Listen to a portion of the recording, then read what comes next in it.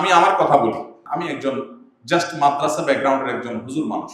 আমি যখন সুযোগ পেয়েছি সৌদি আরবে সেখানকার ইসলামিক অ্যাফেয়ার্স মন্ত্রণালয়ের অধীনে বাংলাদেশি প্রবাসী যারা আছেন তাদের দাম্মামের একটা অঞ্চলে তাদের প্রিচার হিসাবে, তাদের ধর্মীয় টিচার হিসাবে, দায়ী হিসাবে যখন আমি সুযোগ পেয়েছি, সেখানে যেহেতু সরকার অনুমোদিত প্রতিষ্ঠান, সরকার নিয়ন্ত্রিত প্রতিষ্ঠান, সরকারি প্রতিষ্ঠানের মতোই সকল সুযোগ সুবিধা যেখানে আছে, আর অফিসিয়াল হুজুর যেহেতু সেখানে আমি একা, বাংলাদেশের মতো তো যে কেউ যে কোনো জায়গায় ওয়াজ করতে পারে, এখন তো সেরকম না। যারা সরকারি অনুমোদিত তাদের বাইরে কেউ ওয়াজ করতে পারে না। অতএব আমার যে ওয়েস্ট দাম্মাম পুরো এলাকার দায়িত্বে আমি ছিলাম, এই এলাকাতে যত মসজিদ আছে, যত হাজার হাজার লাখো বাংলাদেশি আছে, সেখানে অফিসিয়াল হুজুর একমাত্র আমি একা, আর কেউ ছিল না। তো যার কারণে সমস্ত বাংলাদেশিদের ভক্তি, ভালোবাসা, হাদিয়া, তোফা সবকিছু আমার জন্য বরাদ্দ ছিল, কারণ হুজুর তো আর কেউ নেই, আমি একাই আছি। আমি যখন পিস টিভির প্রোগ্রামে দুবাইতে গেছিলাম, তখন ডক্টর খন্দকার আব্দুল্লাহ জাহাঙ্গীরের সাথে একান্ত সাক্ষাতে স্যারকে বললাম যে স্যার, এভাবে তো 10টা বছর কাটিয়ে দিলাম, চাইলে পুরো জীবন কাটিয়ে দিতে পারি, লাক্সারিয়াস লাইফ লিড করতে পারি, সরকারি গাড়ি বাড়ি সবকিছু আছে, কোনো অভাব অনটন নেই, তো কি করা উচিত আমার? স্যার মুস্কি হেসে দিয়ে বললেন, আমি যখন রিয়াদে আল ইমাম বিশ্ববিদ্যালয়ের ইতিহাসে রেকর্ড সংখ্যক নাম্বার পেয়ে পাশ করলাম, তখন বর্তমান সৌদি বাদশাহ সালমানের, তখন তিনি ছিলেন রিয়াদের বোধহয় গভর্নর, তখন তিনি বললেন যে তখন তার হাতে আমি গোল্ড মেডেল পুরস্কার পাই এবং অনেক বেশি সম্ভাবনা পাই, তখন আমার সেখানে বিশ্ববিদ্যালয়ের শিক্ষকতার অফার আসে। স্যার বলেন যে আমি চিন্তা করলাম যে বিদেশের মাটিতে বিশ্ববিদ্যালয়ের শিক্ষক হিসেবে ভালোই কাটা যেতে পারতাম, সৌদি আরবের মাটি, উমরা করবো, হজ করবো, ভালোই।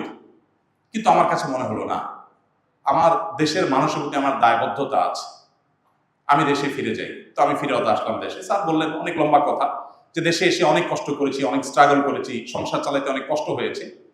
আপনাকে আমি বলবো যে আপনি 10 বছর ছিলেন এখানে, বিভিন্ন দেশের আলেমদের সাথে মিশেছেন, তাদের থেকে অনেক আইডিয়া পেয়েছেন, অনেক এক্সপিরিয়েন্স শেয়ার করার সুযোগ হয়েছে, অনেক বড় বড় পণ্ডিতদের সংস্রব পেয়েছেন, সান্নিধ্য পেয়েছেন। আমার মনে হয় আপনি অনেক কিছু শিখতে পেরেছেন। আমি বয়সে ওনার মেয়ের বয়সী, বড় মেয়ের বয়সী হলো, স্যার তুমি করে না বলে আপনি বলতেন, শেখ বলতেন। আমি স্যারকে বললাম, স্যার তাহলে এখন কি করা উচিত? স্যার বলতেন যে আপনার দেশে ফেরত যাওয়া উচিত। আমি এসেই আমার মিসেসকে তখন সৌদিতে ফেরত গিয়ে বললাম যে স্যারের পরামর্শ দিচ্ছেন। উনি বললেন ঠিক আছে, আলহামদুলিল্লাহ, চলে আসলাম দেশে।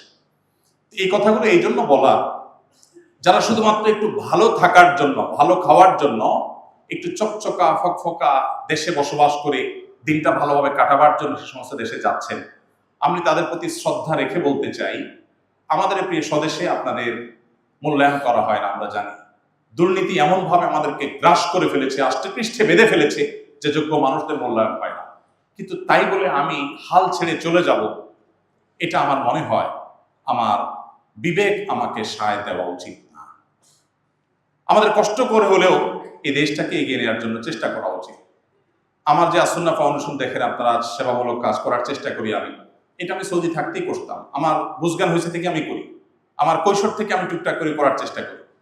কিন্তু যখন এটা আমি সুযোগ পেয়েছি, তখন আমি এটার জন্য আলহামদুলিল্লাহ আমার নিজেকে উজাড় করে দিয়ে, সর্বশক্তি বিনিয়োগ করে, অনেক লোককে পায়ের নিচে দমিয়ে রেখে আমি এই কাজটি করে যাওয়ার চেষ্টা করছি। আমি আপনাদের কাছে আহ্বান রাখতে চাই, আপনারা বাইরে পড়াশোনা করার জন্য যেতে পারেন। যদি মনে হয় যে দেশে আপনার সেটেল হওয়ার মতো, সেটা যে সাবজেক্টে পড়াশোনা করেছেন সেরকম কোনো জায়গা নেই, সেখানে থাকতেও পারেন।